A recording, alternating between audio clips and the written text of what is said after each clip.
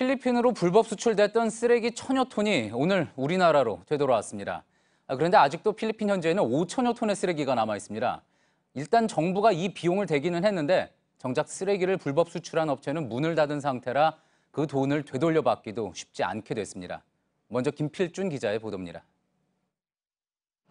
평택항에 화물선 한 대가 떠 있습니다. 필리핀에서 쓰레기를 싣고 들어온 배입니다. 오늘 들어온 쓰레기 양은 20톤짜리 컨테이너 총 51개 분량으로 모두 합쳐 1,200톤 가량입니다. 필리핀으로 불법 수출됐다가 지난해 말 현지 언론 보도로 논란이 커지자 정부가 긴급 자금까지 투입해 다시 들여온 겁니다. 환경부는 평택시와 협의해 해당 쓰레기를 처리할 예정입니다. 국제환경단체 그린피스는 쓰레기 배출 자체를 줄여야 한다고 강조했습니다. 환경부가 앞으로 기업들이 사용하는 플라스틱 양을 줄일 수 있도록. 하지만 이걸로 끝이 아닙니다. 아직 필리핀에는 5,100톤가량의 쓰레기가 남아 있습니다. 현재 필리핀 당국과 컨테이너 포장 등 세부적인 절차를 협의 중입니다. 비용 문제도 남아 있습니다. 오늘 쓰레기 1,200톤을 들여오는데 약 5,300만 원이 들었습니다. 나머지 쓰레기를 모두 가져오는 과정에는 총 2억 원이 넘는 비용이 발생할 것으로 예상됩니다. 환경부는 해당 비용을 먼저 정부가 내고 이후 쓰레기를 불법 수출한 업체에 청구할 방침입니다. 하지만 수출업체가 문을 닫은 데다 수사를 받고 있어 쓰레기 처리에 어려움을 겪을 것으로 보입니다. JTBC 김필주입니다. 어쩌다 이런 일이 벌어진 건지 취재 기자와 좀 더 이야기 나눠보겠습니다. 사회부의 윤영탁 기자가 나와 있습니다. 자, 윤 기자, 먼저 이렇게 국내로 되돌아온 폐기물들 앞으로 어떻게 되는 겁니까? 네, 당장 처리를 할 수 있는 것은 아닙니다. 폐기물이 아직은 재활용 업체 소유라서 강제 집행을 할 수 없습니다. 일단 컨테이너를 한두 개 열어서 상태를 조사한 다음에 처리 명령을 내리고 기다리는 시간이 필요합니다. 여기에 예산을 확보하고 누가 맡아서 처리할지를 정하는 등 행정 처리에만 6개월 정도 걸릴 것이다, 이런 전망도 나오고 있습니다. 예, 쓰레기지만 누군가의 소유인 거군요. 자, 이번에 되돌아온 쓰레기는 컨테이너 안에서 1년 정도 이제 그렇다면 묵혀두게 되는 거 아니겠습니까? 네. 당연히 위생 문제가 걱정이 될 수밖에 없습니다. 그렇습니다. 국제환경단체인 그린피스는 필리핀 현지 조사 결과 해충이 생기고 악취가 심해서 마을 주민들이 큰 피해를 호소했다, 이렇게 밝혔습니다. 그런데도 환경부는 방역 문제엔 큰 문제가 없다는 입장인 걸로 알려졌습니다. 필리핀 당국이 별도 통보한 내용이 없다는 이유를 대고 있는데요. 폐플라스틱이라면 모를까? 일반 쓰레기가 1년 동안 열대기후인 필리핀에 머물렀는데 이상이 없다, 이런 환경부의 입장 쉽게 납득이 가지 않는 상황입니다. 예. 게다가 이 해당 업체, 앞서도 이제 전해드렸는데 문을 닫았고 지금 연락도 안 된다고 하지 않습니까? 어떻게 책임을 물을 방법이 있습니까? 일단 문제가 된 업체는 경기도 평택에 위치하고 있습니다. 보시는 것처럼 필리핀 수출권 말고도 여기저기 수백에서 수천 톤의 폐기물을 쌓아놓고 있는 상태입니다. 다 합치면 이 업체 물량만 18,000톤 정도를 처리해야 하는 겁니다. 예. 이 업체는 이미 이행 의사가 없다고 정부에 통보한 바 있고 운영도 중단한 상태입니다. 정부는 세금으로 먼저 처리하고 구상권을 통해서 돈을 돌려받겠다는 입장인데 재산을 다 압류해도 턱없이 부족할 거란 전망입니다. 예, 재산을 다 압류해도 부족할 거다. 비용이 얼마나 되길래 그렇습니까? 이 업체는 톤당 단돈 6달러, 그러니까 약 7,000원 정도의 폐기물을 넘긴 것으로 알려졌습니다. 그러니까 총 37,000달러 정도, 우리 돈으로 4,100만 원 남짓이면 이런 범죄를 저지른 건데요. 아, 예. 폐기 비용은 그 20배가 넘는 17만 원에 이릅니다. 필리핀에 수출한 물량만 다 처리하는데도 보시는 것처럼 10억 원이 넘는 돈이 든다는 겁니다. 예, 그렇군요. 10억 7,600만 원이 추산되는 거군요. 네, 필리핀 물량만 합쳐서 그렇습니다. 예. 자, 이건 뭐 국제적인 망신이 아닐 수가 없는데 어쩌다가 이런 일이 벌어진 겁니까? 이 업체는 폐플라스틱을 수출한다고 우리 당국을 속이고 결국은 쓰레기를 수출했습니다. 이 과정에서 당국은 현장 조사도 없이 허가를 내준 것이 저희 JTBC 취재 결과 확인되기도 했습니다.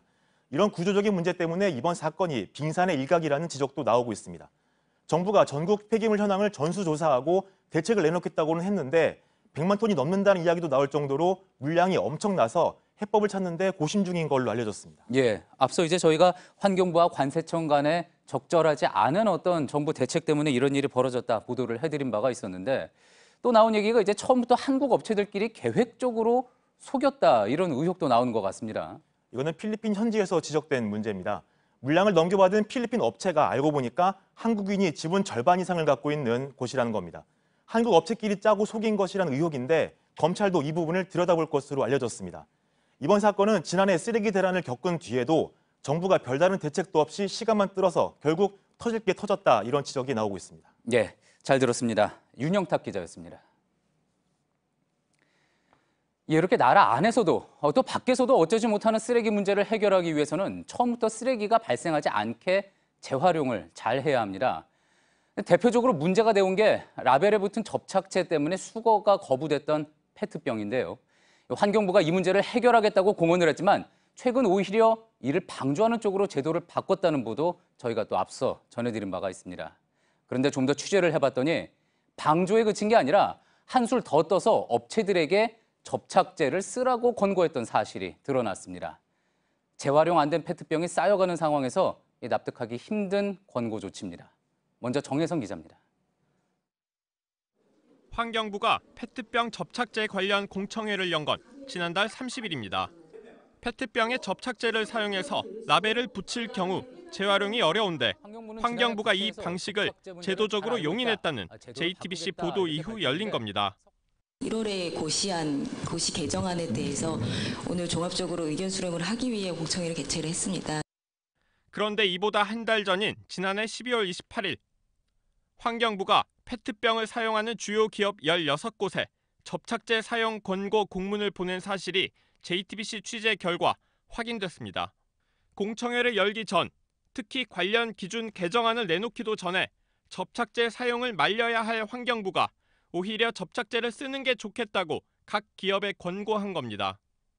해당 공문을 받은 기업들은 환경부 가이드라인에 따라 접착제 방식으로 방침을 바꿨습니다.